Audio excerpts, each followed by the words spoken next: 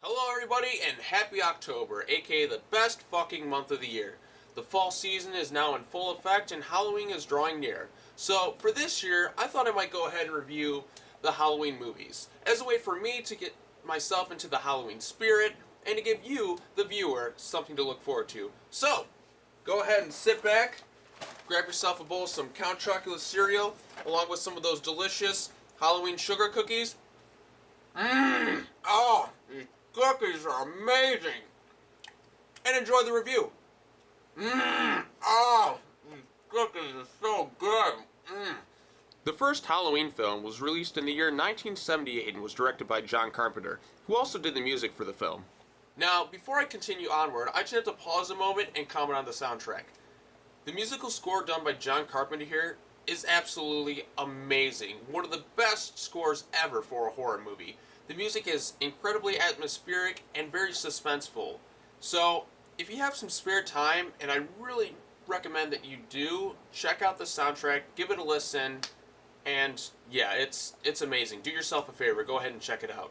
So the movie begins in Halloween 1963 in the town of Haddonfield, Illinois, which, despite the movie taking place in Illinois and being the middle of fall, none of the leaves have changed any colors. We see the POV shot of an unknown figure who's watching some girl and her boyfriend fooling around until they go upstairs to have sex. You fucking whore. The figure continues watching the two as it goes into the kitchen and grabs a knife. The boyfriend leaves, leading the killer to continue onward up the stairs until he walks in on this girl who is almost completely naked. She turns around and yells, "Michael!" who then stabs her, and we get this eerie reveal that the killer is in fact a 6-year-old child known as Michael Myers. It's a very effective scene. I can only imagine being in the theater back in 1978 and seeing that reveal. I can only imagine how effective it must have been. 15 years after this incident, we're introduced to Dr. Samuel Loomis, Michael Myers' psychiatrist played by Donald Pleasence, who was also famous for playing the character of Ernst Stavro Blofeld in the James Bond movie You Only Live Twice. Donald Pleasence does an amazing job in this film. He's easily by far the best actor in this movie. Donald Pleasence will later reprise his role of Dr. Samuel Loomis in the films Halloween 2, Halloween 4, Halloween 5, and Halloween the Curse of Michael Myers, so the 6th movie, but they stopped numbering them after 5. Don't know why, I mean, people already know it's your 6th movie, but whatever. So, Donald Pleasence, amazing job.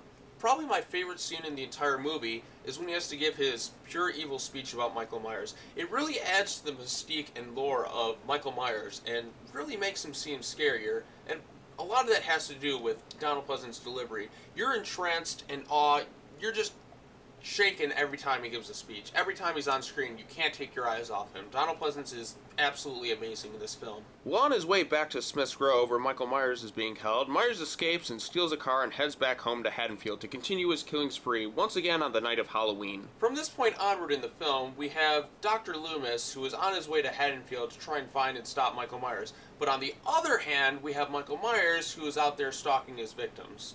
Those victims include our main character, Laurie Strode, played by a young Jamie Lee Curtis, a role that she would play again in Halloween 2, H2O, and a film that shall not be named. She is quiet and innocent, but also smart, likable, and resourceful. Jamie Lee Curtis does a good job at portraying her. Besides just stalking Laurie, Michael Myers also stalks 2 of Laurie's friends. There's Annie, who is the sheriff's daughter, and kind of the more comedic relief of the 3. And she sort of has a negative influence on Laurie. I mean, they're still best friends and all, but she's able to manipulate Laurie into babysitting so she can go fool around with her boyfriend.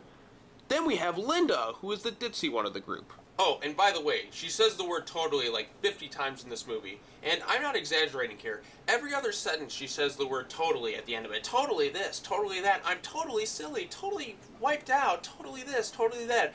At some point in the movie it actually becomes pretty comedic. So anyways, from this point onward in the movie, we get to see Michael stalking Laurie and the rest of the group. We see Michael hiding behind bushes, he's in Laurie's backyard, and at one point he even follows them in his stolen car.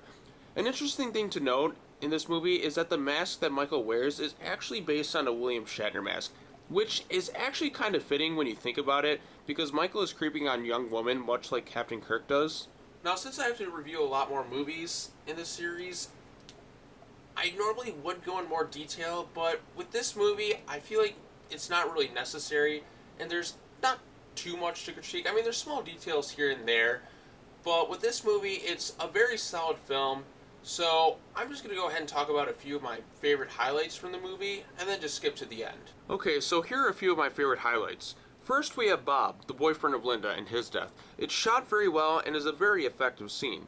Then after Bob is killed, Linda's in bed waiting for him when Michael shows up wearing a sheet and Bob's glasses.